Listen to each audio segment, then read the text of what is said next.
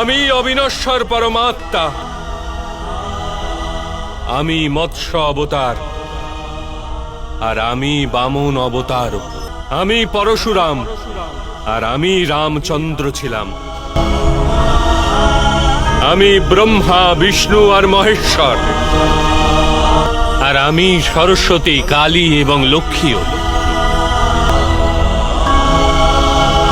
আমি না পুরুষ, না স্ত্রী, আর না নপুংসক। আমি না শরীর, না শরীরের অংশ। আমি জ্ঞান, আমি সৃষ্টি, চৈতন্য, আর পরম ব্রহ্ম। আমি সমস্ত কিছু, আর আমি কিছুই নই।